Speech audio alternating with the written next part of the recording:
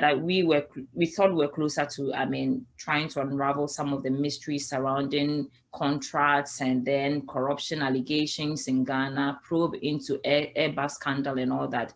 Then we had this news. First of all, how did you receive this news?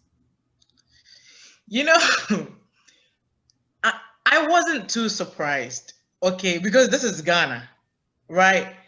Let's look at how even Martin Amidu even got into the position itself. When it comes to corruption, Ghana has always been fighting a losing battle, okay, because we've been politicizing the fight instead of, an all hands on deck approach, coupled with citizens who always try to shortchange the system, do not allow the system to work. If you do not accept bribe from somebody to do something for them, you are seen as wicked, and then they glorify those who actually go against the system for them. So it is not really attractive to even fight the problem as a whole. Even journalists who are fighting this issue get attacked. Manasseh, we had Anas. Anas's guy was killed. Anas himself has had, threats against his life. Just anybody who wakes up to fight this problem, it gets attacked one way or the other. Look at Adjei-Awuah. We feel, per the details that are coming out, it's hitting too close to home, and it's too much less comfort for people to bear. So what? Martin Amidu is suffocated, and then the kitchen became too hot, and he has to go. That Amidu is gone because we knew, like she said, he was brought in, he was a fearless man and all that. But what do you make of his exit? And then people who have said that we are not too surprised because almost 2 years in office has done nothing. This is someone who's gained credibility in the public space over a long period of time as a public servant. And when the office of the special prosecutor was created, it does seem like there was no one with the credentials at the time to fit that role except him. So he waiting on after a year, I think that this was just him trying to probably keep up his very best to say, okay, let me give the government the benefit of the doubt. 1 year probably was not enough, so let's add 2 to see what happens. But the tone of the letter, the resignation letter, its content reveals quite a lot, and which then goes to question the government's reason for even setting up the office in the first place, let alone appointing Martin Amidu as a special prosecutor. Because you look at all the largesse around government, state property around government, or state estate, and the sort of like, how shall I put it, presidential aides occupying some splash offices and lush offices around town, and such a sensitive office to be crammed in a 3-bedroom house. I think that it doesn't really reveal enough commitment to fight the situation. So I think that knowing him for who he is, he's actually held on the rope for a very long time. Henry, let me bring you in here. Do you think that Martin actually has an excuse? We've seen it done elsewhere before. Let's take even South Africa, that is very close to us, where a woman, not to belittle women anyway, but a special prosecutor in South Africa went fearlessly after Jacob Zuma for corruption charges and all that. So yes, we knew the caliber of person Martin Amidu was. We knew what he stood for. He's come out to say his office was not well equipped. Do you think he has an excuse, Henry? To assume that Mr. Amidu's exit is some sort of excuse in itself is a very big problem. I do not see any way in which we can actually classify this as an excuse. If you give an individual a job, it only stands to reason that you give him the resources he needs to get that job done. Clearly, from his letter, he wasn't given the resources he needed to get this work done effectively.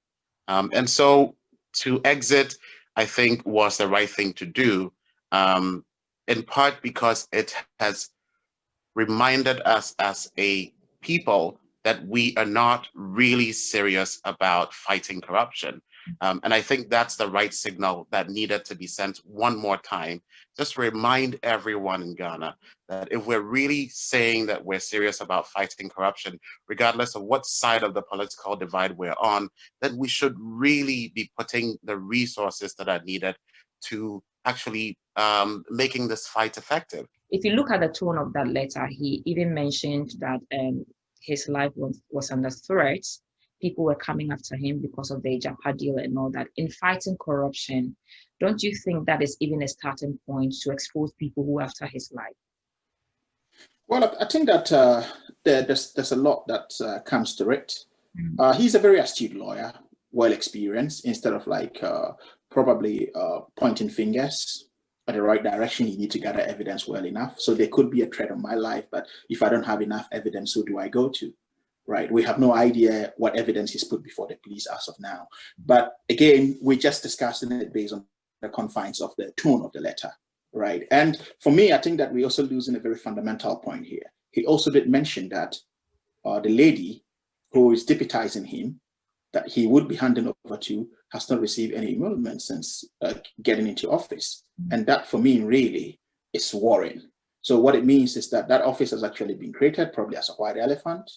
And what has become of it in the last 2+ years, right? So I think that he's had too much of it, and he's decided to let go. And as Henry rightly put, I don't think that there's an excuse to this. He's actually sending a very strong signal that if we want to create an office, which is an independent office, then we ought to do it right. But I think that the real heat has been with the Ajapa deal, right? Which, again, if his life is being threatened, to say, pardon me, what it means is that it actually sends a very wrong signal to the appointing authority, and that's the person, the president. And for me, this is how I interpret it. I could be wrong, but this is the most damning verdict ever served on a sitting president by an independent, constitutionally created office. Right? And I think that is really worrying.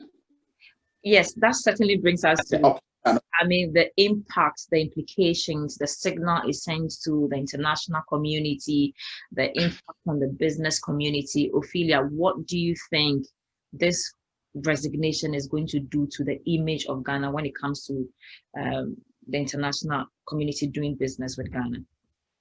Yeah, as they rightly said, Martin Amidu has credibility, and he's one person who has made sure that his credibility is intact no matter who is in power. Okay. So if, especially you, just like he did for the Wayame case of government, it actually makes Martin Amidu looks good, and then the country itself looks bad. It casts, a dark shadow around the leaders of the country. You put this person in there because of credibility, as Sharif said. He was the right person for the office, right? And then you somehow take away his power by giving him less resources, by not even paying him. That says a lot. That you are a joke. The country as a whole is a joke in trying to fight corruption. It tells people that we are not a serious country. It tells our friends around the world, it tells our allies that, look, we cannot be taken for serious. Nobody's going to take us for serious when it comes to corruption. All right, Henry, I mean, the fight against corruption, we've been hearing this since I was a little girl in Ghana. We want to fight corruption, and then we got this close to trying to get somebody who was willing to do the job for us. And here we are. What does it mean for Ghana's fight against corruption? To a very large extent, I'm starting to wonder whether we have ever been serious about the fight. As much as my memory serves me, I think we can take this back to, recent governments in the recent past who have done much by way of lip service, this question of corruption and blocking the leakages in our system. We should remember that regardless of who has been in government over the past, at say about 20 years, our record as far as corruption is concerned has only worsened, and has never been good. And so we should pay attention to that historical fact. Perhaps the only incident where a high-ranking official has been punished for their alleged involvement in any kind of corruption, I think goes back to Mr. Victor Salome, who was the former finance minister.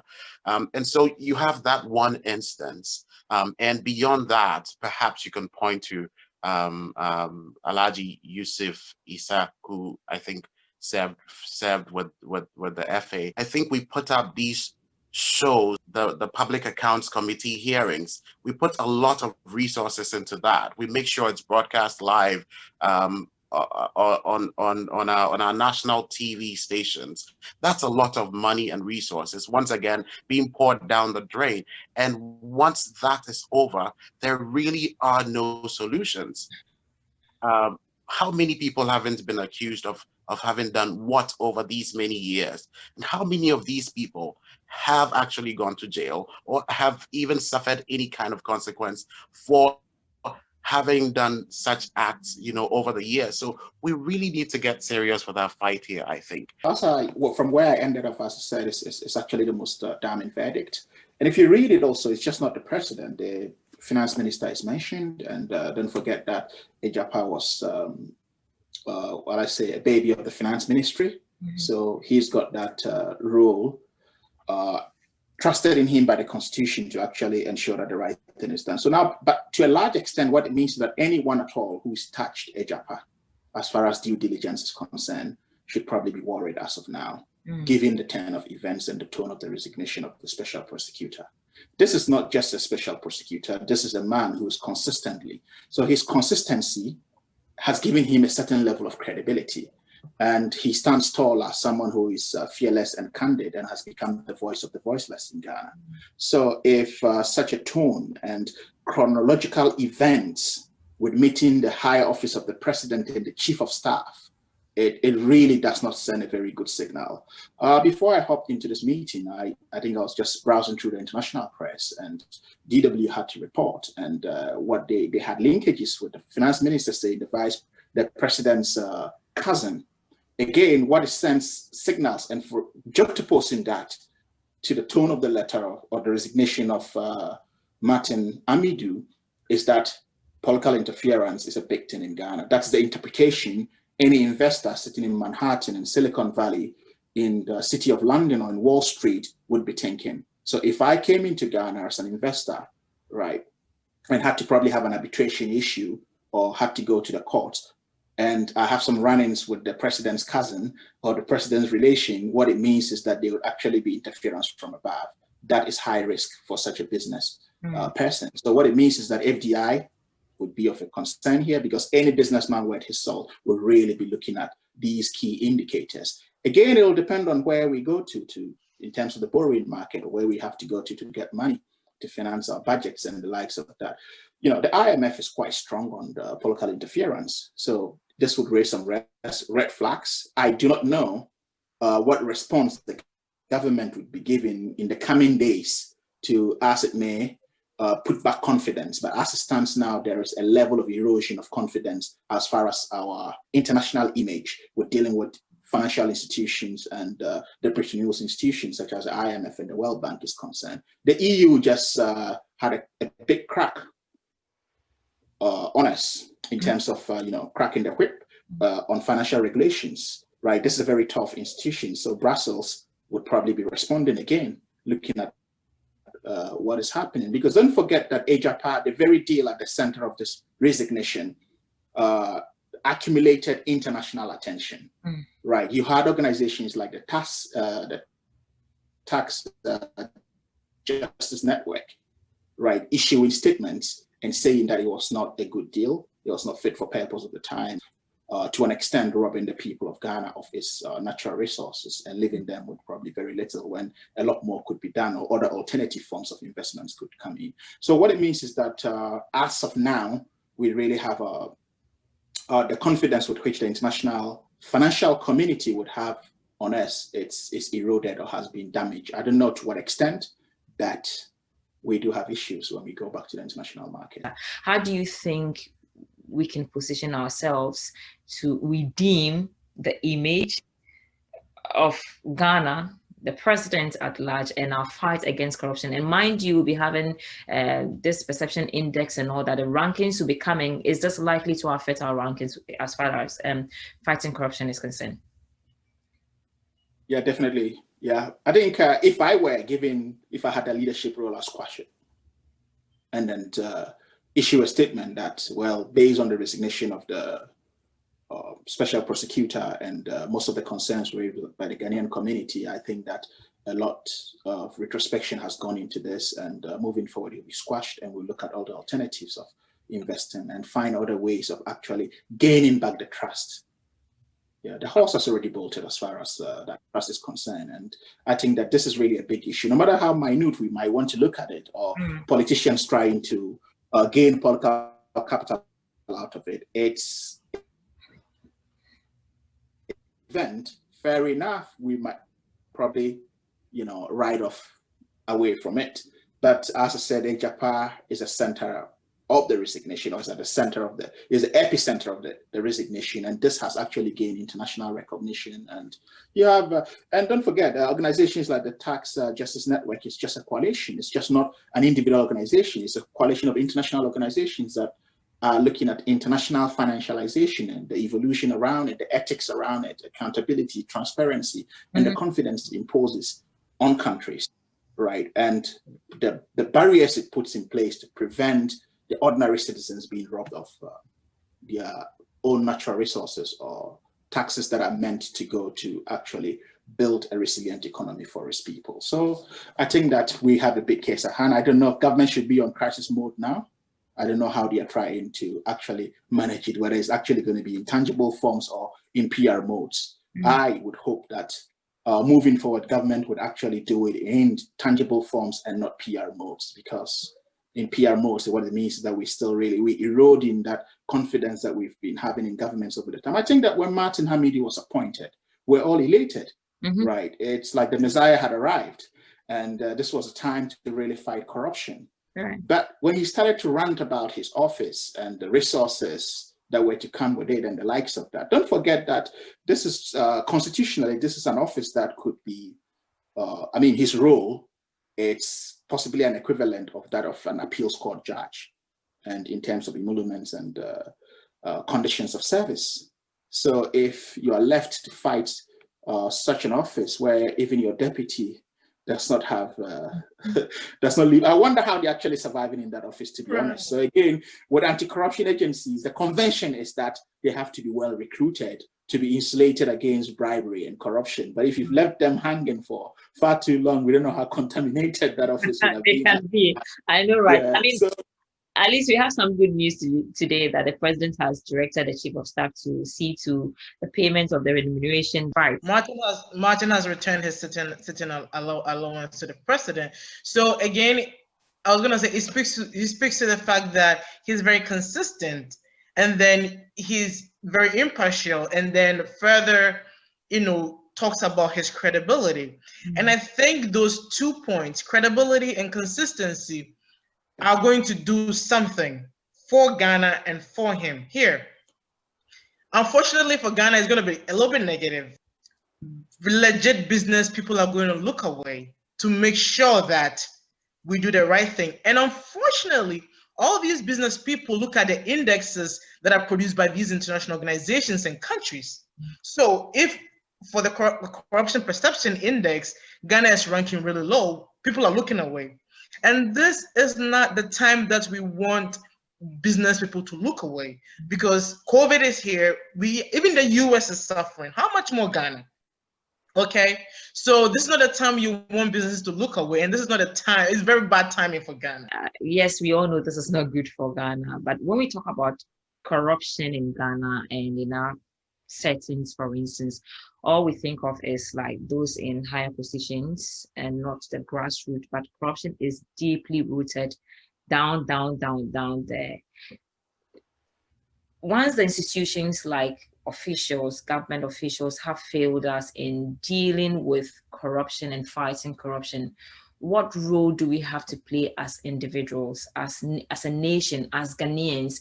We've seen it done elsewhere. South Korea, for instance, where citizens took to the street to fight their former president, President Park, and she is in jail 24 years. The citizens fought. They were on the street to demand accountability from the people, to demand that these corrupt officials are jailed. What role do we have to play as a nation, as citizens, ordinary you and me, to be able to fight corruption? I'll start with you, Henry. Thank you, Sandra. I think that there are institutions that play the role focusing attention on issues that are of importance. And I'll single out, for the purposes of our discussion, two of these institutions. News media is one of them. And we need to start questioning one more time what the civil society organizations are doing in our country. And we need to start asking questions about whether they are really doing the job that they're supposed to do. I've been trying to acquaint myself with the aftermath of this story we're discussing here today. And so far, the presentation of the stories has been really around very quaint issues. What, again, I think we should start asking ourselves is what our news media is becoming. I think that for too long, the stories have been, very, lame and laid back, and we're not really seeing a lot of advocacy on the part, especially of well-established, for want of a better expression, media institutions, and so we need to start doing this type of work again. We need to start fighting. We need to start, doing advocacy journalism, where the focus and the emphasis is not on placating our elected officials, but on questioning them constantly, constantly doing this work of the watchdog, instead of, just, acting like a puppet or a pet, for want of a better expression, of the state institutions and state actors. I think there have been instances where some individuals have, brought out reports and have suggested that some actions that are being taken might be wrong or bad. These hints, I fear, have not been carefully followed up, by our journalists. In fact, sometimes it's met with complete silence. So I think we should start asking ourselves the extent to which we're complicit in the ways in which things have turned out for our nation when it comes to corruption. What does it mean that we have these recurring instances and nothing is being done? That, I think, should be our most basic worry. We need to start really asking these questions over again. We need to start rethinking what journalism is doing in Ghana. Is it really that relevant anymore? Where are the courageous ones? These are questions we need to ask. And Dr. Khalid, the courageous, and some are being attacked, and some are being fought. So, but again, the question I was asking earlier is, have we failed as individual Ghanaians and holding these politicians and then corrupt officials and then even corrupt individuals accountable? Yeah, we have to an extent, and I like the way you frame the question, not to institutions but to individuals, and that's just me and you and I here. So what it actually means is that what role are we playing to actually ensure that corruption is minimized? We cannot eradicate all of it. I think eradicating corruption totally would be a very tough thing, but to as it may mitigate most of the major incidents that are happening. But it's a human institution, as we always say, not an excuse for it. But I think that until we're able to create a meritocratic society, right, where people are not scared to speak truth to power, right, where they speak truth to power and wake up in the morning and still have their jobs and still are able to put food on the table and still be able to pay for their homes and look after their kids, then we would be getting somewhere. But here's the case. We live in a procurement economy. Everything is politicized. So we as individuals are even more political than the politicians themselves. So until we're able to draw these lines between what is nationalistic and what is political, then we're not going to go anywhere, which is why I would say in terms of the civil society organizations, they've done creditably well as far as Ajapa is concerned, because I followed it keenly. I think a coalition of local NGOs or CSOs came together to actually back forces to put this issue out in the media space and actually to send a signal that we are aware of what is happening and we're watching government to see the next turn of events. So I think that that alone in and of itself was enough. So, but to what extent our institutions are very strong enough to deal with these issues? Again, this is a case of interference coming from the highest office of the land. So how confident am I that if I become a whistleblower, I would be protected? Or if I become a whistleblower and we go to the courts, I would have a fair hearing. So there are a myriad of activities out there. It's a big cocktail of issues that we find it very difficult to untangle. And until we begin to do that, for instance, you look at the PPA boss incident, look at the sums that were being deposited in a personal bank account, right? What was the bank doing? What are the regulations around huge sums being deposited over a long period of time? Could there be an issue of proof of deposit? I know some of these regulations could exist, but who should ensure that this should happen? So what it means is that someone at the bank is actually probably aiding this, or knows that, or he's even probably treated as a prestigious customer because he's bringing in large sums of money without being questioned where that money is coming from. So until we are able to actually build these strong institutions, and I thought that for once, the Office of the Special Prosecutor was one of these institutions that was going to be built to actually deal with that, but it ended up not to be so.